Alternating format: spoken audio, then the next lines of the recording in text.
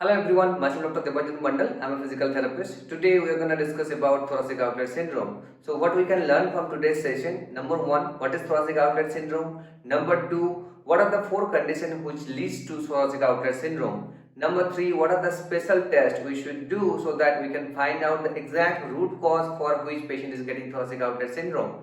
Number four, what are the difference which can help us to figure it out that problem is coming from cervical radiculopathy or is coming from thoracic outlet syndrome, because in thoracic outlet syndrome and cervical radiculopathy there are some symptoms which are overlapping to each other.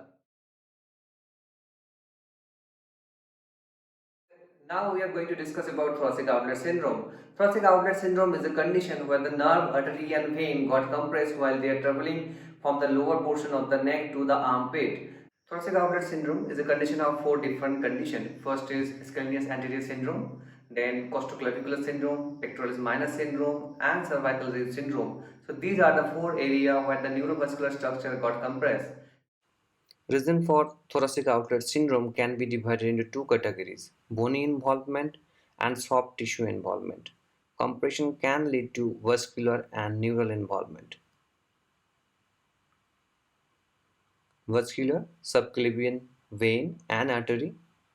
Subclavian vein compression can lead to edema, venous distension, Paget-Soter syndrome.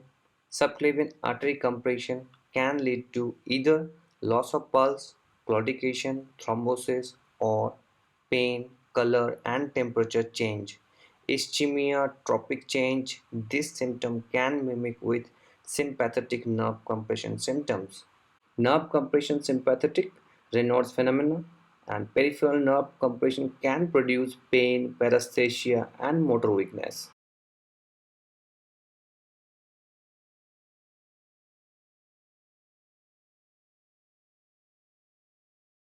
Now we are going to discuss about scalenus anterior syndrome, which is mainly bordered by scalenus anterior muscle, scalenus medius muscle, and the first rib.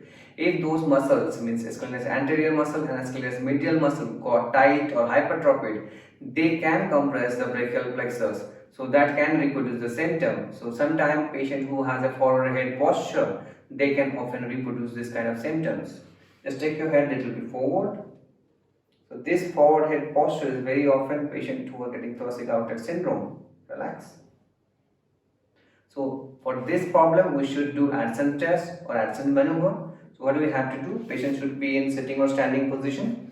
We have to first palpate the radial pulse and we have to take the arm and shoulder in extension, lateral rotation, and we have to tell the patient take your head towards this side or rotate to the same side and then extension. Take a deep breath and hold it. While doing this, if the radial pulse got disappear, that means it's a positive sign. That means patient have a thoracic outlet syndrome.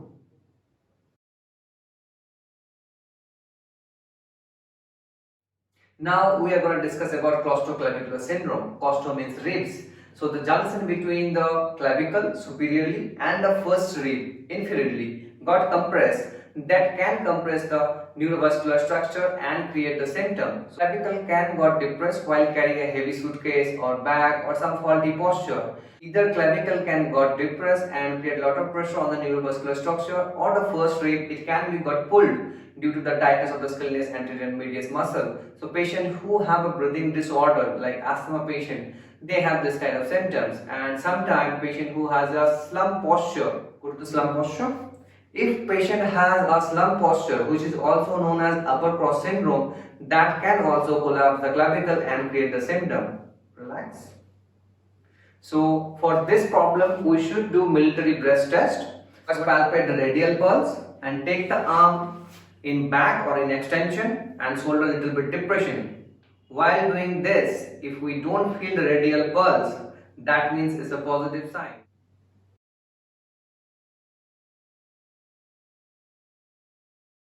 Now we are going to discuss about the pectoralis minor syndrome. So what will happen in pectoralis minor syndrome if the anterior deltopectoral fascia and the pectoralis minor muscles got tight? It can be happen if patient have a slouch posture. Just go for a slouch posture, slump posture. When patient is going in this posture, the shoulder blade goes a little bit upward direction and anterior-lateral position. So the origin and insertion of the pectoralis minor muscle that got shortened and muscles got becoming very tight, and this tight muscle can compress the subclavian artery, vein or brachial plexus, which can reproduce the symptom. So this is all about pectoralis minor syndrome. So if patient have this kind of problem, for that we should do Roos test, which will reproduce the symptom. Roos test, patient should be in a standing position.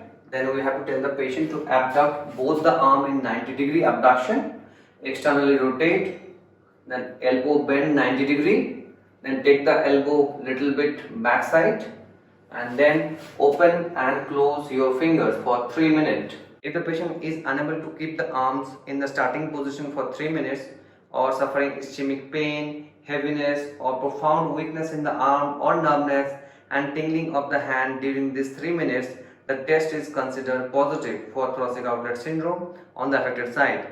Minor fatigue and distress we can consider is a negative test. This test is also sometimes called positive abduction external rotation position test or hands up test. So this is all about Roos test. Now we are going to discuss about cervical rib syndrome. This condition is a bit rare. If patient has a cervical rib or the elongated transverse process of C7 vertebrae that can compress the brachial plexus, lower end of the brachial plexus means C8, T1 level or the ulnar nerve. So patient will complain of numbness, tingling or paresthesia in the medial aspect of the arm, or sometimes it can go up to the forearm and the ring finger and little finger. There might be some muscular weakness or might be some muscular atrophy in the intrinsic muscle. Sometimes it can be misdiagnosed with carpal tunnel syndrome. So radiography or X-ray can confirm this problem that patient has a cervical rib syndrome. To confirm, we should do Anderson test, which is also positive in case of tightness of the scalenus anterior and scalenus medius muscle. So radiography, X-ray, MRI will help us to diagnose this problem. So this is all about cervical rib syndrome.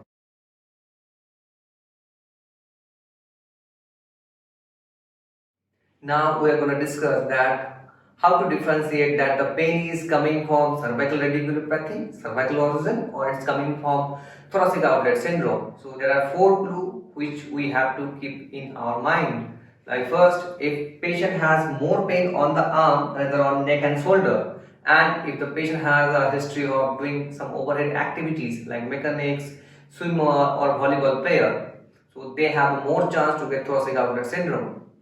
Second, if we are going to put the affected arm just behind the head, if it is reducing the symptom, that means there is some problem in cervical spine, there is some cervical radiculopathy. So it could be because when we are going to put the arm in this position, it will reduce the length of the neurological pathway and decrease the pressure on the lower nerve root. But if increase the pain, that means there is some compression or there is some problem in peripheral neuropathy. So there might be a chance for thoracic outlet syndrome. Third, cervical maximum compression test.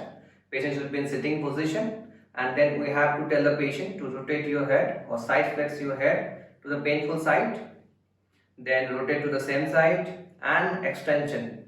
While patient is doing the extension, we have to apply a little bit overpressure. Applying overpressure can reduce the gap between intervertebral foramen maximally. And in the concave side, if there is some problem, there is some pain or radiculopathy or there is some numbness or tingling sensation is going down, that means patient has a cervical radiculopathy or there is some problem in the facet joint.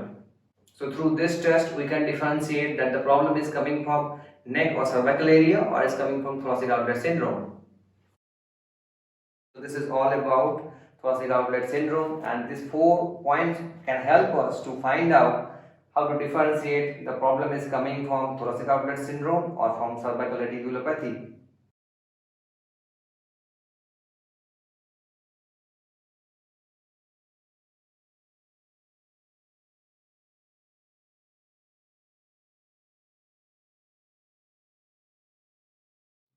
National Organization for Rare Disorders, they published an article about thoracic outlet syndrome where they mentioned that 95% cases for thoracic outlet syndrome has a nerve involvement and 4% cases they have a venous involvement, and less than 1% there is a chance for arterial compression or arterial involvement.